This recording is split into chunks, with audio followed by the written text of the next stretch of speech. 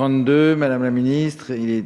Oui, peut-être pour défendre les 4 amendements ensemble, pour inciter les entreprises, en effet les investisseurs, à prendre pleinement en compte les enjeux du changement climatique. Il y a actuellement la Business Week qui se déroule à Paris dans la perspective de la conférence sur le climat, et les entreprises elles-mêmes, d'ailleurs, ont souligné la nécessité d'avoir des repères pour que leurs investissements s'orientent vers la transition énergétique et écologique.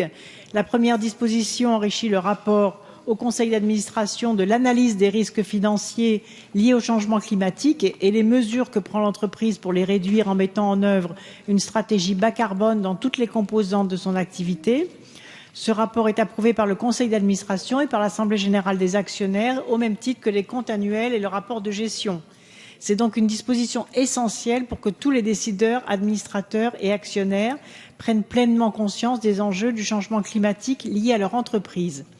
La seconde disposition améliore la prise en compte des enjeux climatiques dans le reporting de responsabilité sociétale des entreprises en élargissant les informations prévues dans le rapport présenté par les organes dirigeants de l'entreprise dans l'Assemblée générale des actionnaires aux conséquences sur le changement climatique de l'activité de l'entreprise et de l'usage des biens et services qu'elle produit.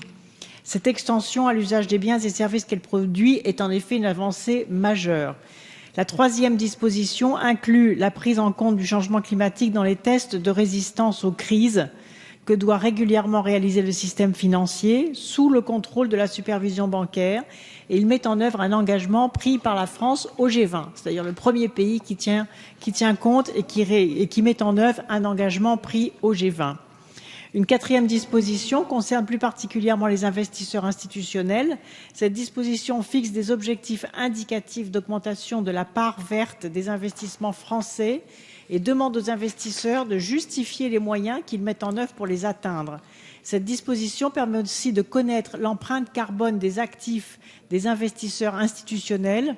Il s'agit d'une première réponse, d'une part, à l'appel du secrétaire général des Nations Unies et aux réflexions en cours au niveau européen et dans le cadre des objectifs de mobilisation des capitaux privés dans le financement du long terme introduit par la Commission sortante, d'autre part, aux initiatives prises depuis plusieurs années par des gérants de portefeuilles d'investissement qui évaluent et publient sur une base volontaire l'empreinte carbone de leurs supports d'investissement sur tous les grands marchés financiers.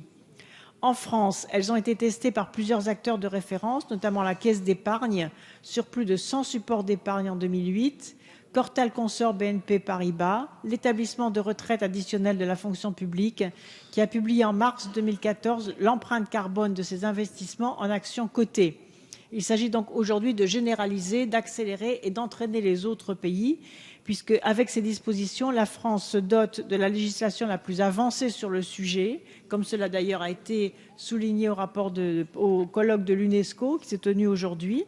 Cette exemplarité, c'est aussi au travail important de parlementaires dont je veux ici saluer le travail, Arnaud Leroy, Denis Baupin, qui ont permis d'aboutir à ces rédactions, François Braud, bien évidemment, et Pascal Canfin, qui s'implique énormément sur ce sujet et qui a largement contribué à la réflexion sur le grand 6 de l'article 48. C'est un formidable outil pour l'agenda des solutions de la COP 21 et je vais pouvoir m'appuyer sur ce travail collectif et sur le vote de l'Assemblée nationale pour inviter les autres pays à nous suivre et pour faire en sorte que la France, comme nous nous y sommes engagés, soit exemplaire pour recevoir la conférence de Paris sur le climat. Merci. Alors le 508, Monsieur Aubert, c'est le même esprit que le 507. Avis de la Commission, Monsieur le rapporteur. Merci, Monsieur le Président. Après l'intervention très complète de Madame la Ministre, j'ai peu de choses à ajouter. On est en effet dans une situation où il y a eu un travail de coélaboration entre les parlementaires qui avaient adopté des amendements en commission sur ce sujet. On y travaillait depuis un moment puisqu'on avait présenté ces amendements en première lecture, mais ils n'avaient pas été retenus. Finalement adoptés en commission, puis depuis un travail qui s'est effectué avec les services de Madame la Ministre et son cabinet, aussi avec Bercy. Donc un travail que demandé pas mal d'échanges, mais qui aboutit aujourd'hui, je pense, sur les 4 amendements en effet que Madame la Ministre a présentés, à des bons compromis qui en effet, je pense, vont faire en sorte que la France est une des législations, si ce n'est la législation la plus avancée en matière d'empreinte carbone des investisseurs institutionnels, des entreprises, des banques.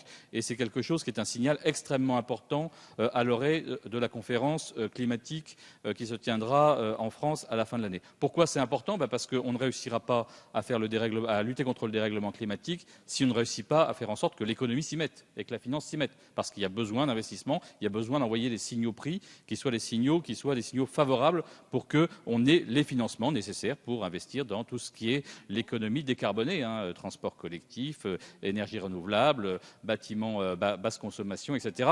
Et donc, de ce point de vue-là, le mouvement planétaire qui est en cours aujourd'hui sur le désinvestissement vis-à-vis de tout ce qui est charbon, voire autres énergies fossiles, pour aller vers l'énergie décarbonée, est un élément extrêmement important. Parce qu'on est face, finalement, au premier phénomène de l'histoire de l'humanité où il y a une rétroaction de la part de la destruction de l'environnement sur l'économie. Pour la première fois, jusque-là, on avait des destructions par le système économique de l'environnement qui étaient ici ou là et que les lois ont essayé de contenir en luttant contre les pollutions. Mais cette fois-ci, on est face à un phénomène global, le dérèglement climatique, qui aura des impacts sur l'économie globalement. Et donc, il y aura des impacts à la fois en termes de destruction, avec les risques, avec les catastrophes, mais aussi probablement, parce qu'à un moment ou un autre, et espérons le plus tôt possible, la communauté internationale se mettra d'accord sur la limitation à 2 degrés de la température, de l'augmentation possible de la température. Et donc, finalement, tous les avoirs qui sont basés sur des réserves d'énergie fossile vont tout d'un coup perdre beaucoup de leur valeur. Parce qu'on sait que pour être en deçà des 2 degrés de réchauffement, eh bien, il ne faut pas utiliser plus que 20% des réserves aujourd'hui connues de ces énergies fossiles. Et donc, si on arrive à un moment à réussir à avoir un accord, forcément, cette valeur, ça va s'écrouler. Et pour tous les investisseurs institutionnels, pensons aux fonds de pension, etc., qui vont devoir à un moment servir leurs clients, quelque part, si tout d'un coup leur valeur s'écroule, évidemment, ils vont se retrouver dans une situation difficile. Donc, il y a un intérêt convergent, finalement, pour les acteurs économiques, comme pour la protection de l'environnement, à avoir une visibilité sur ce qui se passe. Les outils que nous proposons ici au travers de cette loi ne sont en rien des obligations. Ce sont des outils de management, de pilotage qui sont donnés à ces acteurs. Et donc, c'est la raison pour laquelle je donne évidemment un avis favorable aux 2 amendements du gouvernement et un avis défavorable aux amendements de M. Aubert. Alors, je mets aux voix le 507 qui a fait l'objet d'un avis défavorable. Alors, M. Gégaud, allez-y, madame. Ils ont encore du temps. Je vais être très bref pour dire que c'est une grande avancée dans la suite du travail et de l'adoption de la proposition de loi de Mme Evassa sur les autres indicateurs de richesse. Le fait de faire rentrer toutes ces obligations et cette réflexion dans le cadre économique est un outil décisif. Le groupe écologiste se félicite des amendements présentés par Mme la ministre. Monsieur Gégaud. Voilà, pour montrer l'équilibre, le groupe UDI se félicite aussi de ces amendements. Je voulais aussi dire à Monsieur le Président de la Commission que je viens de vérifier sur le site du Sénat. Je donne acte qu'il avait raison sur la rédaction de l'amendement de M. Poniatowski et que l'erreur est venue des débats où effectivement, j'explique les choses, qu'il n'y avait pas de mauvaise foi et de la confusion avec le texte de l'Assemblée en première lecture. Mais je donne acte et si mes propos ont été mal interprétés, il faut savoir reconnaître quand on a commis des erreurs. Merci. Donc, je mets aux voix le 507. Avis défavorable, commission et gouvernement, qui est pour, contre, il est rejeté.